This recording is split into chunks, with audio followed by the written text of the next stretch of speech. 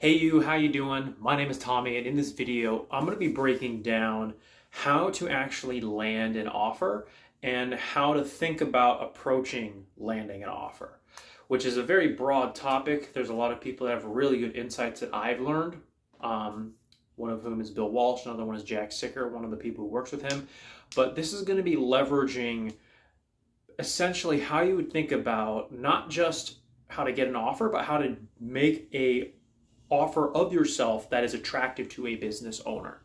And so we're going to be using a variety of different insights that I've tried to compile for you, so you don't have to go out and do it on your own. You can just follow the steps and ultimately get the result that you're ultimately wanting, which is to get an offer that you want to have.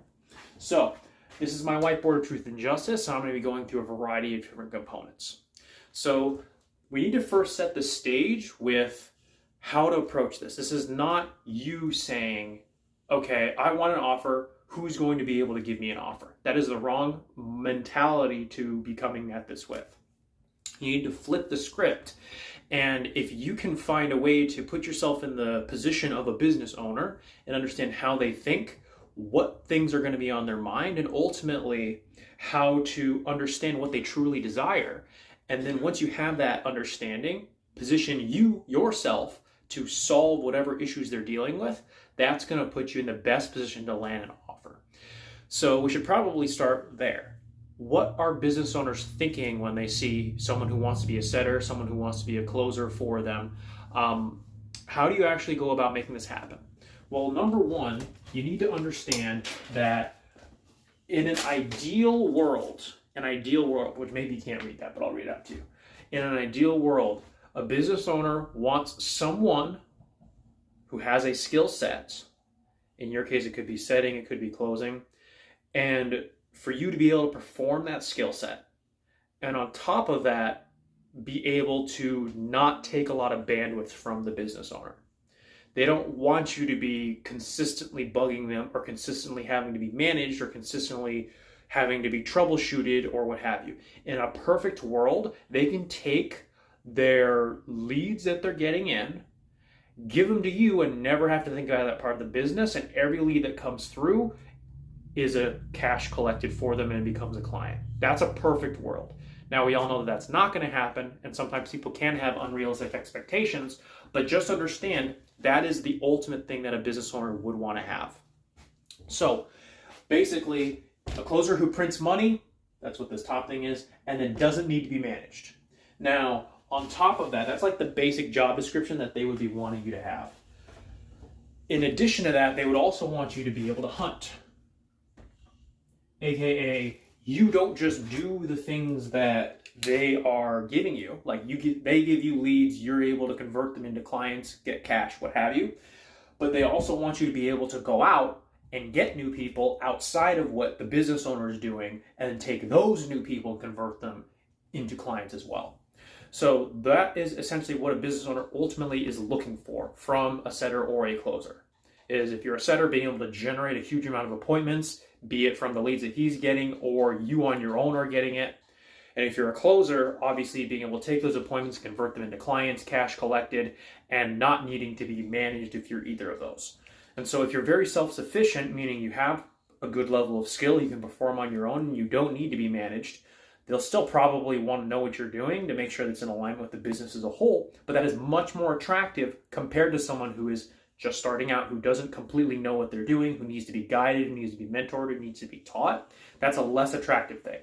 Now, the problem that a business owner runs into is as soon as a closer is able to consistently generate that type of money, they want to start closing for themselves because they understand how this business works. And then as a result of that, they're able to basically have their own business. And then the cycle kind of continues. So there's this sweet spot you're thinking about. There's like, you suck down here, meaning you can't close a door or set anybody or what have you. And then there's this level right here, which is you're so good that you can have your own business or your own offer. Now, depending on the person and what you ultimately want from this, you could have a really high level of skill, but you just don't want to run a business. Those are ideally the best closers for a business owner because you know how a business works. You can do your job, you can do it effectively, you can bring more value than just closing. That's essentially what you'd be wanting to have. So this is like, we'll have a nice little star looking thing up here for, star closer, whatever. So that's what that is. In the middle is where most people fall. Like, you're either going to straight up suck and you got to get better, or you ultimately are going to need to be somewhere in here where, okay, you're all right, but you do need to be managed to some degree. Or you're here, but you're not closing as much as you would like. Or you're able to do both of the first ones, but then he's not happy because you're not being proactive and hunting outside of your stuff. Which, that's bad expectations on their part, but just understand that's what they're going to be thinking, is that if you are a contractor, but in their mind, you're basically their employee. And if you don't do the things that they want you to, they can't like legally make you do anything. But in the back of their head, there's going to be something where they're going to be like that, if you know what that means. So that is the psychology of a business owner. Now, when it comes to, okay, so what if I don't necessarily have the ability to print money, or I don't necessarily, I still need to be managed. What if you're one of these people that's kind of in the middle? What happens in that scenario? Well, then that you have to get a little bit more tactical, which I'm going to use this right here. And basically, we're going to be using Alex Hormozi's value equation to help you kind of map out these different components. So if you don't know who he is, you should go check out his stuff. It's really good. But that's what we're going to be using for here. So the dream outcome, we kind of understand what that is. It doesn't have to be managed. Is able to close every person that comes through the door, is able to hunt. That is the dream outcome of the business owner. So that's what this is right here. Now, next piece is likelihood of achievement, meaning, okay, they don't know necessarily if you are actually able to do what you say you do. They're going off of your word, maybe off of some track record, maybe off of references you have, off your resume, your ability to sell yourself, that type of stuff. So this is a big old question mark. Now, the more stuff you have that proves you are who you say you are, you can actually get that outcome that they're looking for, the more likely you'll be able to land the role and keep the role. Now, once you obviously get the role, you actually have to do what you say you do, which is close them deals or set appointments. But that's how the likelihood of achievement comes into play. So you already know what this is. You and I both know what that is. And when you're talking to a business owner, you can be a little bit more specific. Like, okay, let's say they have $300,000 in revenue that they're generating, and they're bringing you in to be able to scale to, 500,000 or whatever the specifics of the math happen to be. So you can position yourself, not just the general skill of, okay, I can close deals and I can not be managed, but for this specific business owner, my goal is to get him from 300,000 to 500,000. He'll be able to see if you are actually able to provide that. So that's the dream outcome for him, which you can use it on the interview to kind of, if you understand the business owner. So once those two things are done, this is kind of like the resume piece, this is like the dream outcome piece, then there's time and effort and sacrifice. Now, there's this thing called ramp up when it comes to interacting with, when you get into a business, it's typically, they're trends based on how you sell, but there's also things that are new that are going to be unique to the offer.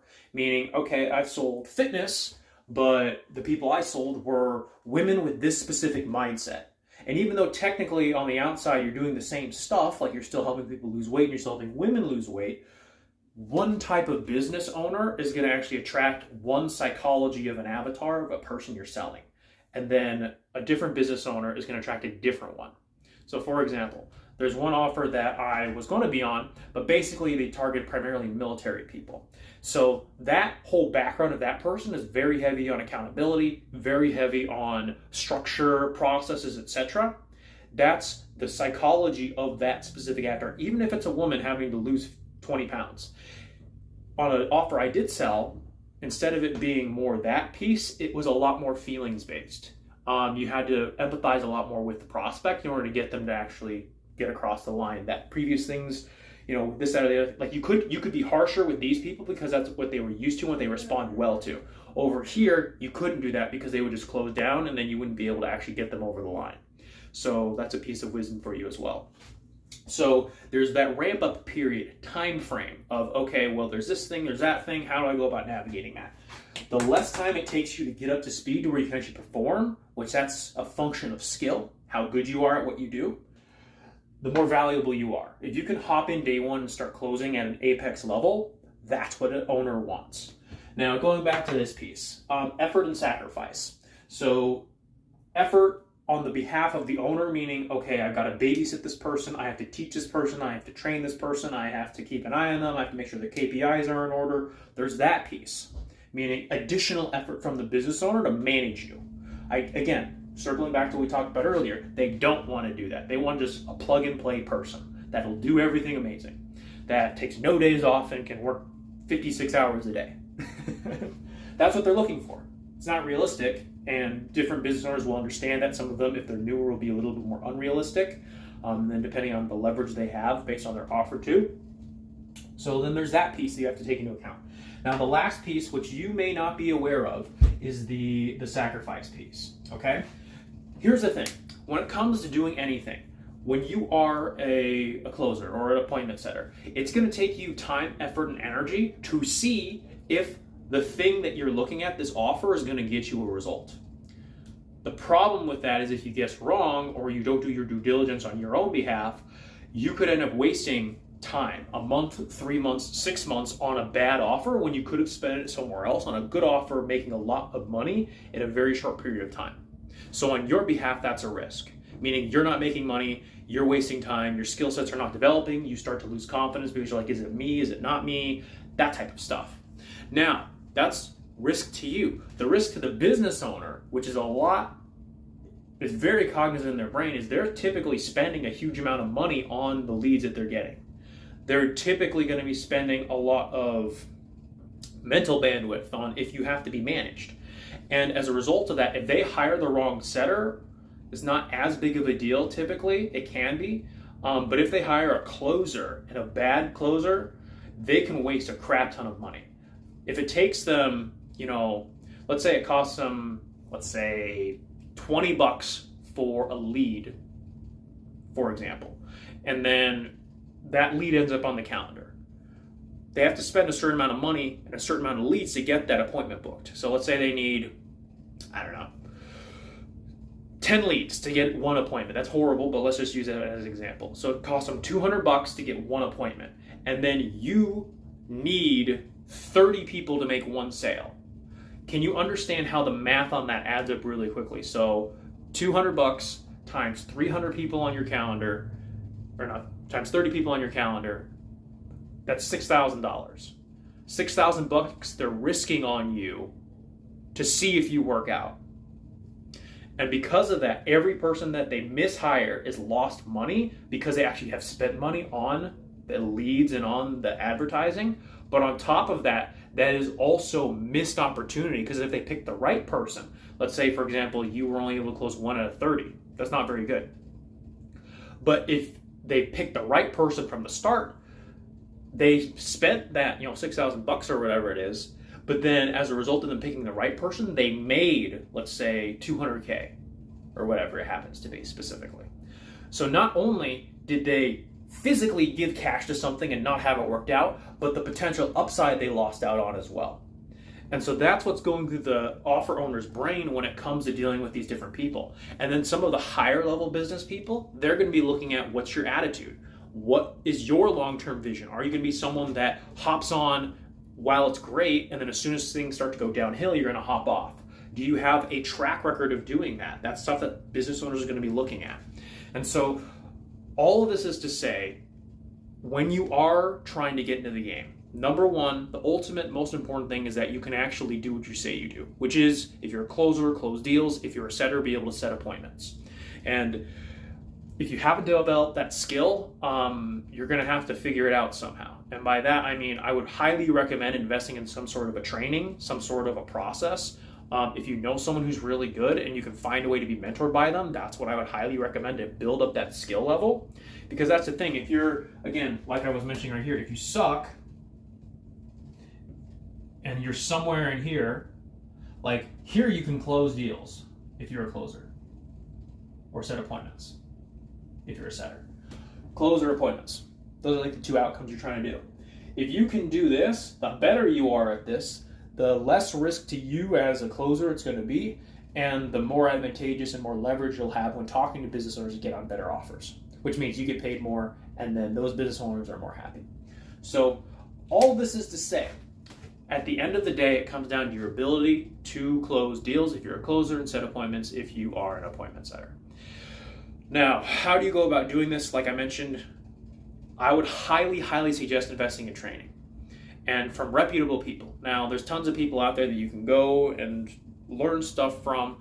I've been through a variety of different programs. At this point, if you're interested, you can obviously find me on Facebook or what have you. My handles and everything are all the same. For your specific situation, we can kind of figure out what would make sense. I don't make any money on it. If I have the time, I can help. So that is what this video is about. Hopefully you found this helpful. If not, no worries. Go and do something else with the rest of your day. But the purpose of me doing this is to get practice, to get more experience on camera, and then ultimately over the next year, 2, 5, grow my own personal brand so that I can improve my potential as someone who's seen as an expert within this space, and then also open up bigger doors for me in the future if I was wishing to close for someone, or be on a sales manager role, or actually at some point have my own business. Who knows what the world is gonna give me and what opportunities I will take. But that is me in a nutshell. Once again, my name is Tommy, and hopefully you found this valuable. If you have, go ahead and subscribe, do all the other fun stuff. I'll be coming with more things as I feel led and as I feel I can add value. And we'll go ahead and talk soon. Take care.